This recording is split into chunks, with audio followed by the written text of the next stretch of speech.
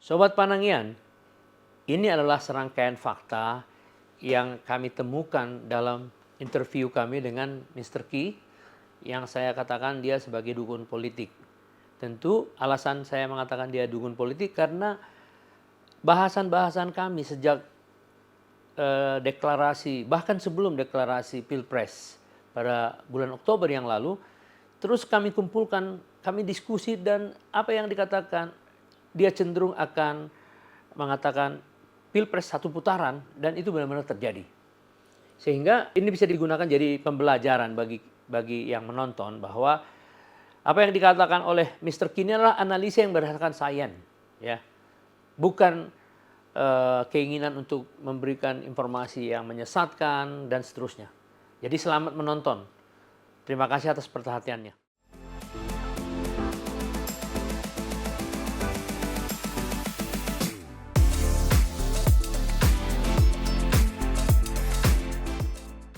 Kita udah tahu bahwa 3 pasangan capres dan capresnya itu sudah lengkap, sudah mendaftar kemarin. Sekarang kan udah ditutup ya.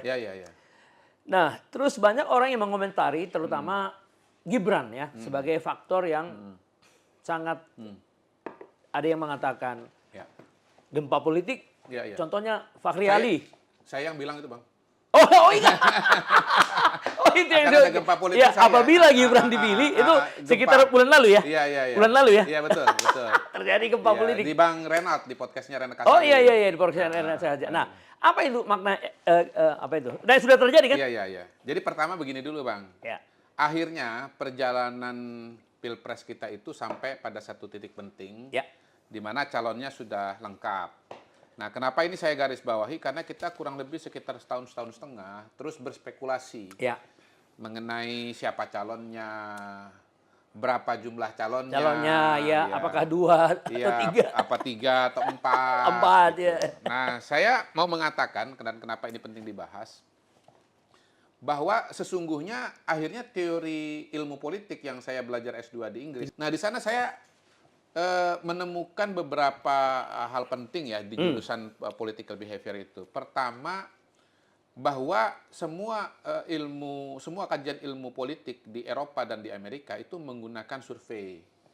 Ya, jadi kuantitatif, bukan pendekatan kualitatif yang waktu itu mendominasi Indonesia.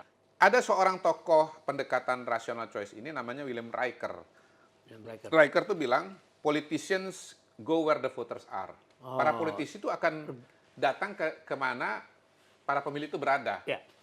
Nah, betul-betul itu tercermin dalam proses Pilpres kita. Di mana partai politik, the politician, itu goes where the voters are.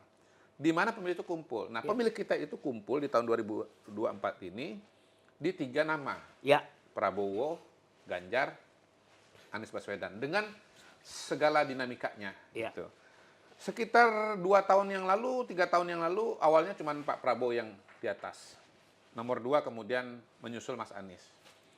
Lalu kemudian masuk COVID, tiba-tiba Jawa Tengah dapat coverage luas, dan Pak Jokowi dianggap nggak bisa maju lagi karena sudah 2 periode. Lalu kemudian, ya akhirnya karena asosiasi wilayah, partai, dan seterusnya, yang pendukung Pak Jokowi ini mulai geser lah ke Mas Ganjar. Akhirnya Mas Ganjar naik jadi nomor 2, bahkan sempat nomor 1.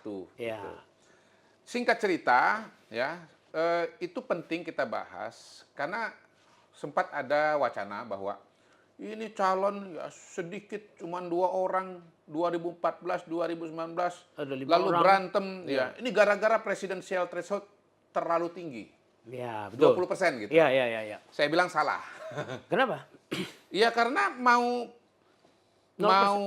presidensial threshold-nya 10% pun menurut saya ya nanti akan mengerucut 2 saja gitu. Karena partai politik ini walaupun dia bisa mencalonkan, akhirnya dia rasional juga gitu loh. Aku nggak bisa menang ya sudahlah gitu. Nah, sekarang 3 sekarang. Udah ngumpul suara ya kan? Para voters sudah menunjukkan ini. Nah, angka-angka juga sudah dapat dari kedua yang mayoritas, yang dominan, yang mengatakan akan melanjutkan program pemerintah. Betul, betul. Satu yang akan melakukan perubahan. Iya, iya, iya. Nah, angkanya 20-an kan Iya, sekarang iya, kan. iya, iya. Nah, sekarang bagaimana nih? Nah, yang berbeda dari 2014-2019, tuh makasih ya Bang, Ya. udah menyebut itu. Kalau 2014-2019 memang itu suaranya Jokowi sama suara Prabowo. Ya. Tetapi untuk tahun 2024 ini hemat saya, ini bukan cuma sekedar suaranya Ganjar, suaranya Prabowo atau suaranya Jokowi. Prabowo, Oh, Prabowo, ya. tetapi sebetulnya adalah suara Jokowi. Bahkan pada dasarnya pola suara sekarang ini adalah respon atau dibentuk. Pasar ini dibentuk oleh Pak Jokowi.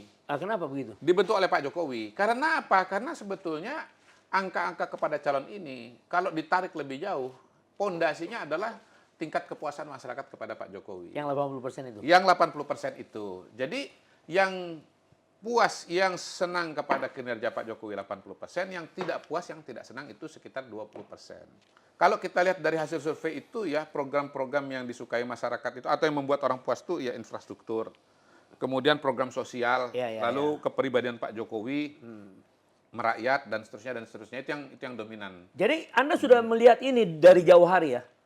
Yang mananya? Yang 80% ini? Enggak juga sebetulnya, karena begini, sebetulnya tahun lalu tingkat kepuasan kepada Pak Jokowi itu tidak setinggi ini. Oh. Itu sebabnya Oktober tahun lalu, ya, ketika pertama kali Mas Anies dideklarasikan oleh Nasdem, surveinya pada waktu itu justru lebih tinggi daripada sekarang. Surveinya waktu itu 28-29%, gitu. Iya, Karena tingkat kepuasan Pak Jokowi tidak masih setinggi 70% itu. ya? Iya, tidak setinggi itu. Ya, jadi setelah Pak Jokowi ini kemudian memperbaiki pekerjaannya, memperbaiki dalam tahun komunikasinya, terakhir ini, dalam setahun terakhir ini, kemudian justru naik. dia naik, dan itulah yang menjadi penentu ceruk suara yang ada sekarang. Bagaimana dinamika politik belakangan ini setelah adanya survei yang kelihatannya berurutan ya keluarnya ya? Gimana kira-kira? Pertama saya mungkin nyambung yang Abang bilang dulu ya. Saya memang datang dengan perspektif-perspektif yang biasanya belum dilihat orang. Ya. Gitu. Dan saya yakin memang kekuatan saya di sana, Bang. Kita Kekuatan, harus tahu kekuatan saya. Abang kan tahu kekuatan Abang. Gitu. Saya orang yang pertama mengatakan bahwa struktur suara 2024 itu jangan dilihat dari masing-masing calon. Tapi dilihat dari Pak Jokowi. Yang kedua, selama ini yang bersaing ketat adalah Prabowo dan Ganjar. Ya, betul. Mereka suaranya di atas Anies Baswedan. Ya. 35, 34, 30 lah, 34, sekitar 35, itulah, ya, kira-kira sekitar begitu. itu. Nah, mereka ini kemudian mendapatkan suara yang lebih besar daripada Anies. Karena kolam yang 80 tadi, walaupun sudah dibagi dua, tetap lebih gede daripada 20%. Iya, betul loh. Kalau 80 kan bagi dua kan 40 lah. Iya. Anggaplah misalnya 5% belum memutuskan. Berarti kan sisanya masih 35. Iya. Dan kemudian itu berubah ketika Gibran menjadi wakilnya Prabowo. Prabowo-nya melejit, kemudian Ganjarnya turun. Nah, kenapa bisa terjadi? Karena begitu ada Gibran, pendukungnya Pak Jokowi ini, orang yang puas dengan Pak Jokowi, merasa bahwa keberlanjutan itu lebih ada pada Prabowo ketimbang Ganjar. Ya, Ini yang saya sebut dengan istilah baru bejana berhubungan. Jadi suara Prabowo dengan suaranya Ganjar itu bejana berhubungan. Kalau Prabowo naik, Ganjar turun. Demikian pula sebaliknya. Gitu. Sementara Anies itu dia bejana tersendiri. Yang sudah dikapling 20. Dan lebih celakanya lagi, ini juga yang saya pertama kali ini ngomong. Kalau kubunya Ganjar menyerang Pak Jokowi dengan isu apapun juga ya, mau isu Mahkamah Konstitusi dan seterusnya, ketika tingkat kepuasan kepada Pak Jokowi itu turun, maka yang akan naik bukan Ganjar, tapi Anies. Gitu loh. Anies, kenapa? Karena yang tidak puas menjadi tinggi. Dan kalau tidak puas menjadi tinggi, yang akan dapat suara adalah Anies. Elit itu masih ngeliat Pak Jokowi ini wali kota.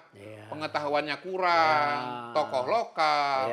Jadi mereka pelongo kan.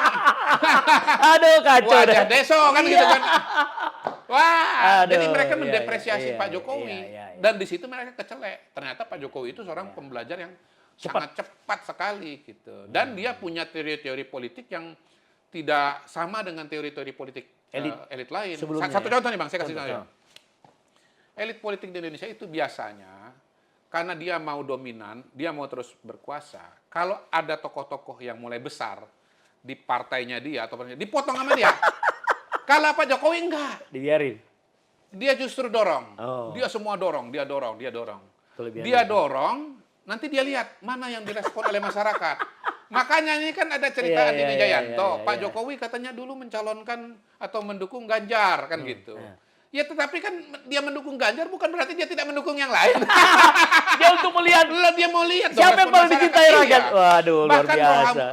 Roma Hurmuzi itu Iya. kan dia bercerita bagaimana dia diminta disuruh sosialisasi oleh Pak Jokowi. Partainya kecil gitu. Loh Pak, saya nggak sosialisasi aja Mas. Sosialisasi.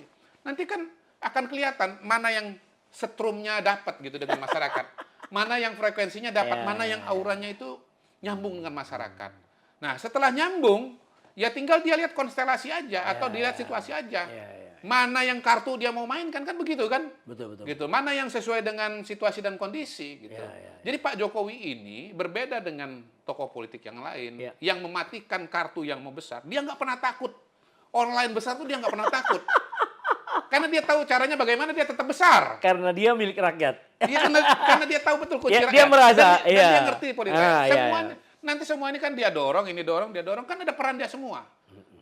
Kalau dilihat dari waktu ya, sekarang kan tanggal 28 itu akan diumumkan sebagai permulaan hari kampanye. Iya, iya. Dan kalau dilihat dari sirkulasi elit Iya, ya, iya. 15 November, Desember tuh orang udah nggak di sini. Hah? 15 Desember orang udah nggak di sini. Kemana Bang? Udah kemana-mana, udah libur. Maksudnya Elit. ini. jalan-jalan. Ya, oke, udah oke. nggak ada lagi kegiatan di sini. Oke, oke. Yang ada kebanyakan masyarakat. Nah, Iya, iya. berarti kan bisa dikatakan dari antara 28 November, anggaplah jadi Desember, hanya efektif 15 hari ini para elit untuk memberikan opini macam-macam. Oh ya, oke, oke. Ya. Oke. Jadi kebanyakan nanti akan survei yang akan menentukan ini. Iya. Karena kalaupun ada macam-macam Ya. pertikaian politik dan apa-apa, itu hanya terbatas 15 hari. Iya. Nah, kemudian Januari. Iya. Orang kalau tanggal 3, tanggal 5 aja belum ada di jalan-jalan, Belum Pak. ada. Masih di sana dia, masih di luar. Iya. Jadi nanti kembalinya juga paling tanggal 10. Iya. Nah, sementara masa kampanye kan sampai kurang lebih tanggal 10 juga. Iya, Februari. Ya, berarti cuma 1 bulan itu, Pak. Iya, Bang.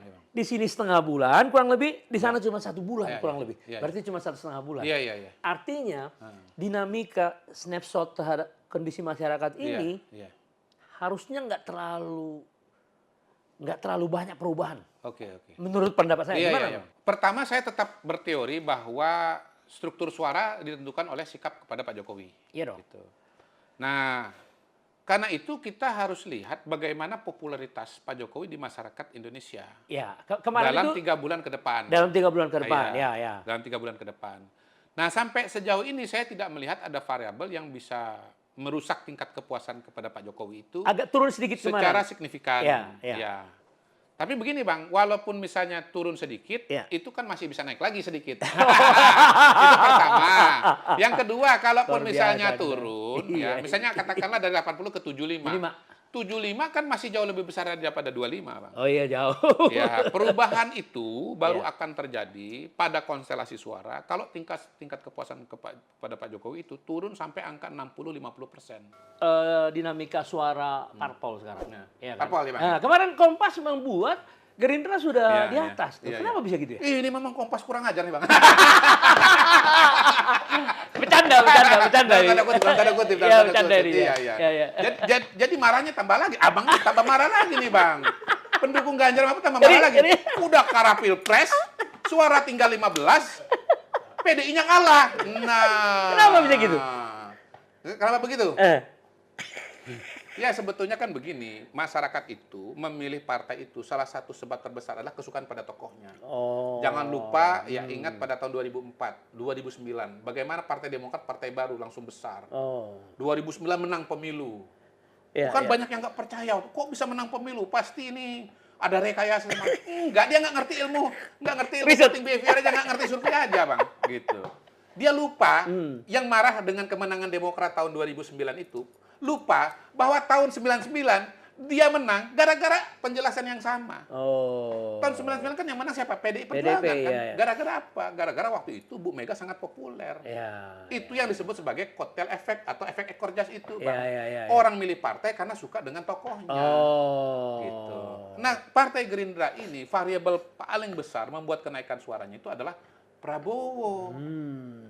Nah, Prabowo ketika sekarang nomor 1, ya partainya trennya naik. Gitu. Harus dikatakan juga bahwa soal partai ini Kompas agak berbeda dengan lembaga yang lain. Iya. Kalau lembaga yang lain, PDI masih nomor 1. Ya, tapi sedikit selisih Nah, memang. selisihnya ya. menipis dengan Gerindra, Ya. karena Gerindra terus naik. Iya, betul. Ya, PDI-nya kalau nggak bertahan turun sedikit. turun, Gitu. Tetapi PDI masih nomor 1 kan. Iya, betul. Jadi balik lagi, Kompas ini kurang ajar. Pilpres sudah 1 putaran, Bercanda. Pileg sudah menang Gerindra gitu. Jadi saya bilang kalau Anda kemarin marah sama Burhanuddin Muhtadi, Iya. marah sama indikator bulan November itu, sekarang Anda marahnya sama Kompas harus 2 kali lipat. Karena indikator cuma bilang Prabowo Gibran unggul, Iya. ya kan Gerindra naik gitu. Iya. Tapi masih ya nggak kayak Kompas gitu. Iya, Kompas ini udah 1 putaran, Gerindranya menang. Gitu. Tapi survei itu Dan memang polanya gini, Bang, izin ya. coba. Polanya antara Kompas dengan indikator dengan yang lain sama. Bahwa Gerindra itu naik pesat, ya kan, dan PDI mengalami sedikit penurunan. Ya. Dan ada potensi bahwa Gerindra akan memenangkan Pileg 2024. Iya.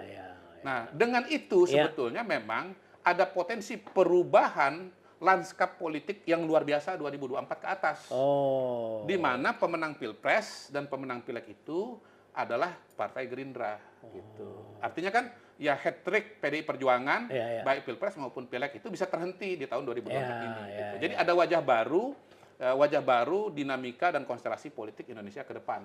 Nah, bagus nggak untuk Kalau Indonesia? saya bayangkan presidennya Prabowo, kemudian wakilnya Gibran, ketua DPR-nya Dasko Ahmad. Luar biasa ya. Kalau soal ketua DPR saya saya sebenarnya bisa juga, tapi saya nggak usah challenge lah Mas Eva. Cukup Pilpres saja lah. Iya.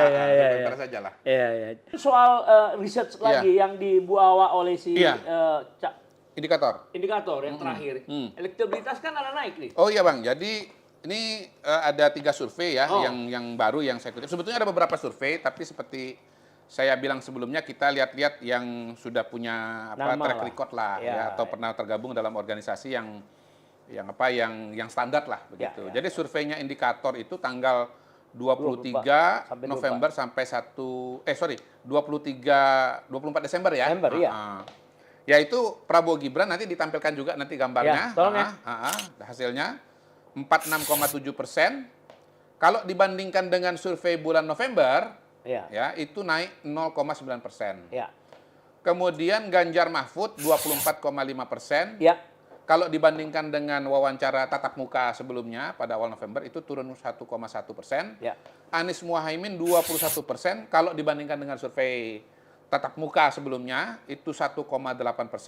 Ya. Kemudian tidak menjawab 7,8%, naik 2%. Gitu. Nah, saya pribadi kemudian mencoba utak-atik data ini. Kalau misalnya yang belum memutuskannya itu dibuang gitu ya, buat memproyeksikan pada tanggal 14 Februari. Tanggal 14 Februari nanti kan sudah nggak ada lagi tuh yang belum memutuskan Maka angka-angka tadi kalau dihitung Prabowo Gibran itu sama dengan 50,6%. Ya, betul. Artinya dari sebelumnya distribusi normal distribusi normal naik sekitar 2%. Ya. Kalau yang 23 November sampai 1 Desember itu kalau diproyeksikan itu 48,6%. Sekarang jadi 50,6%. Naik 2%. Kemudian Ganjar Mahfud itu 26,6%. Dibandingkan dengan survei sebelumnya turun 0,6% dan Anies Muhaimin 22,8%. Kalau dibandingkan dengan survei sebelumnya 1,4%. Jadi kalau yang undecided-nya ini dibuang dan dibuat proyeksi distribusi normal, maka ini udah 1 putaran 50,6%. Ya, untuk ditegaskan lagi bahwa 50% per 1 itu bukan 51%.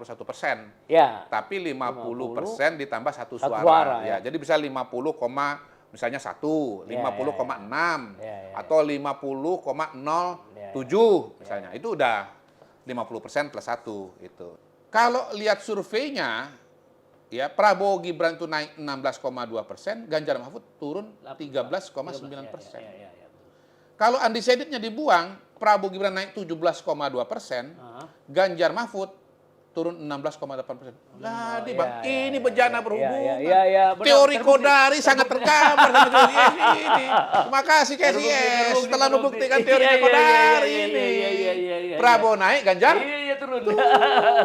Kalau nggak percaya, bukan data saya ini, data CSIS. Dan Anies tetap. Anies tetap, gitu Bang. Makanya belajar trading saham, terbiasa lihat angka, naik turun, naik uptrend, turun downtrend, terus apa ke samping namanya sideways, gitu Bang. Nah yang penting juga dari survei ini saya lihat kenaikan Prabowo Gibran ini belum berhenti. Dari kesimpulan singkat dari berbagai survei antara 13, 15, 24, 25 yang indikator dan CSIS tadi kelihatannya proyeksinya Bung Kodari terus masih relevan, masih naik. Masih relevan Bang. Dan naik betul. Sebagaimana yang video kemarin Betul. Belum berhenti. Belum berhenti. Berarti potensi satu putaran tetap sangat tinggi. Tetap terbuka. Ya, itu bisa dicapai bulan Januari atau misalnya awal Februari, ya tentu kita masih lihat perkembangan ya. Perkembangan isu, perkembangan dinamika, perkembangan pergerakan politik di lapangan dan seterusnya. Tetapi pada hari ini tesis satu putaran itu belum berhenti, Bang. Ya, karena gini, dari Kompas dan tesis satu putaran itu, Bang, sebetulnya bukan harga mati ya. Itu bukan sesuatu yang sudah pasti, tetapi sesuatu yang diperjuangkan. Sesuatu possibility yang diperjuangkan, suatu kemungkinan yang diusahakan atau dikerjakan dengan cara-cara yang rasional, dengan cara-cara yang objektif dan dengan cara-cara yang ya ilmiah gitu, Bang. Kenapa kemudian satu putaran itu misalnya dimungkinkan? Karena memang kan kita Abang ingat waktu itu saya bilang tinggal 6%. Karena waktu itu titik berangkatnya 45%. Tapi pada hari ini kalau angkanya 47%, berarti kan tinggal 4% kan, Bang? Gitu loh. Tetapi kalau misalnya angka surveinya 15%, mau ngomong satu putaran, kan orang bilang hil yang mustahil kan, Bang? Kalaupun ada kemungkinan 0,00000 sekian persen, begitu. Itu yang saya maksud sebagai ilmiah itu. Pemilu itu ilmiah, pilpres itu ilmiah, ada angka-angkanya, Bang. Gitu. Jadi ya saya mengatakan ini bukan sesuatu yang pasti, tapi diperjuangkan, gitu loh. Diperjuangkan dengan apa? Dengan cara sosialisasi. Jadi ini sesuatu yang penting juga. Jadi Ara keluar dari PDI itu sebetulnya menurut saya juga ya beyond imagination juga. Gitu. Bapaknya pendiri, dia di dalam, begitu. Nah, yang kedua yang penting adalah Ara ini kemudian ya menurut saya meninggalkan Ganjar juga. Iya dong, otomatis kan. Kalau PDIP kan Ganjar. Karena tetap ini penting karena konteksnya ini kan pilpres ya. Coba bayangkan kalau ini pilpres kan berarti meninggalkan PDI saja. Tapi dalam konteks sekarang ini meninggalkan Ganjar. Nah, meninggalkan Ganjar ini penting dalam dua konteks. Pertama, Ara itu kalau kita lihat di media sosialnya itu banyak menyiapkan dan membantu Ganjar dalam kampanye. Terutama di Jawa Barat ya.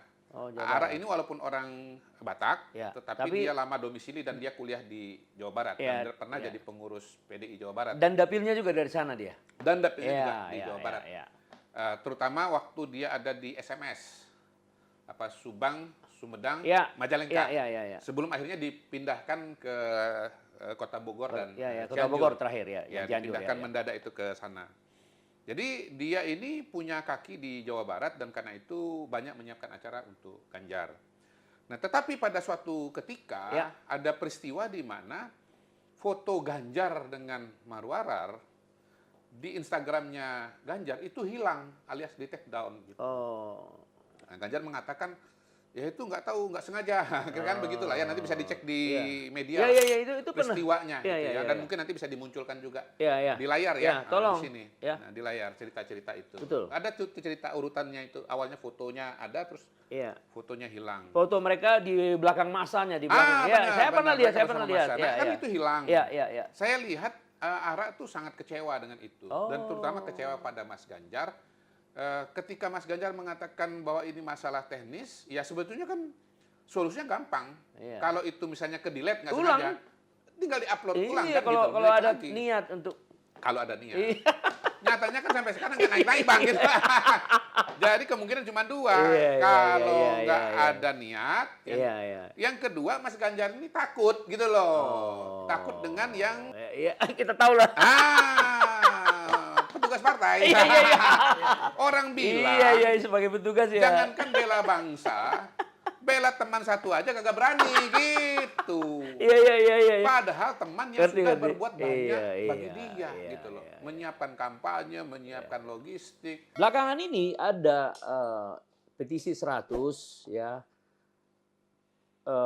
mengatakan bahwa Jokowi ini pantas dimakzulkan karena bla bla bla bla. Tapi yang menarik beliau ini dengan teman-temannya ini pergi melapor ke eh, ke Menko Polhukam, ya kan? Iya. Ya. Nah, kenapa bukan ke DPR mereka mengajukan pemakzulan? Ya justru itulah pertanyaan kita. Kenapa ada sekelompok orang membawa isu pemakzulan kepada Menko Polhukam? Ya. Apakah mereka tidak paham konstitusi? Apakah mereka tidak paham aturan? Bahwa yang bisa memakzulkan presiden itu adalah DPR, MPR melalui proses di MK. MK. Gitu. Ya. Saya sebut DPR karena apa? Karena yang harus memulai proses itu adalah DPR. Ya. Nah, DPR ketika menganggap ada pelanggaran-pelanggaran yang jelas dan nyata, yang kriterianya juga sudah ada di konstitusi, maka kemudian itu dibawa ke MK dulu. Apakah diterima, disetujui oleh tidak oleh MK sebagai sebuah pelanggaran. Kalau tidak disetujui, berhenti. Tetapi kalau misalnya disetujui oleh MK, itu bisa dibawa ke MPR.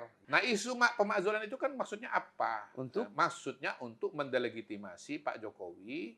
Ketika delegitimasi ketika delegitimasi terjadi pada Pak Jokowi, maka delegitimasi juga akan terjadi pada Prabowo Gibran. Jadi semacam untuk menggagalkan ini ya? Ya, menggagalkan kemenangan Prabowo Gibran lah. Kurang lebih gitu ya? Iya. Jadi wilayah permainannya diperlebar, bukan hanya bicara mengenai kelebihan kepribadian calon, bukan hanya kelebihan dan kekurangan visi dan misi, tetapi juga dibawa kepada delegitimasi Pak Jokowi, ya, dan kemudian kepada Prabowo Gibran yang diharapkan bisa menurunkan suara. Gitu. Nah, sebetulnya kerjasama antara katakanlah kubu 01 dengan kubu 03 ini kan menunjukkan bahwa sebetulnya mereka mengakui bahwa yang front runner atau berada di depan atau yang surveinya paling tinggi itu adalah Prabowo dengan Gibran. Walaupun mereka secara ini tidak mengakui. Secara verbal tidak mengakui. Jangan anggap survei gitu ya. Ya, tapi dalam tindakan. Ya, walaupun mereka mengeluarkan survei-survei kayak Roy Morgan segala macam. Oh iya, makanya. Yang katanya Ganjar unggul kan gitu. Tetapi tindakannya justru menunjukkan bahwa mereka mengakui Prabowo Gibran itu unggul. Mungkin riset internal mereka bisa menunjukkan kesamaan dengan riset itu. Betul. Jadi kita melihat bahwa memang sudah ada upaya dari timnya, dari orang-orang yang mendukung, ya kita sebut orang-orang yang mendukung lah ya, mendukung Ganjar dan mendukung Amin untuk mengeroyok Prabowo Gibran. Menurut saya mayoritas masyarakat Indonesia yang suka, yang puas dengan Pak Jokowi ini, yang surveinya 80% itu, begitu dibilang Pak Jokowi nggak bisa kerja, marah sama Ahok. Marah sama Ahok gitu. Dan karena itu saya punya keyakinan ini, saya tantangin nih Pak Ahok nih. Pak Ahok kan mengkampanyekan Ganjar sama Mahfud. Saya mengkampanyekan Prabowo Gibran, ya kan? Ayo yang menang siapa? Taruhan kita. Ya kalau Pak Ahok setuju ya nanti ngomong sama Bang PS, gitu kan, komunikasi ya. Saya ulangi lagi taruhannya. Seharga satu Alphard. Nah itu, ayo Bang Ahok. Ahok lawan Kodari lawan Ahok. Iya. Jadi saya punya keyakinan bahwa saya mengkampanyekan Prabowo Gibran akan menang dan mengalahkan Ganjar Mahfud. Ya karena Ahok merawal 2 putaran. Saya nggak ngomong sekali putaran 2 putaran ya. Saya nggak ngomong sekali putaran 2 putaran ya Bang Ahok ya. Pokoknya yang menang adalah Prabowo Gibran, ya kan? Ya kemudian kalau Prabowo Gibran menang, abang kasih hadiah ke saya, ya kan? Nah sebaliknya kalau abang yang menang, saya kasih hadiah ke abang gitu. Kalau yang menang 01 kita seri. Gitu. Jadi saya tantangin Bang Ahok.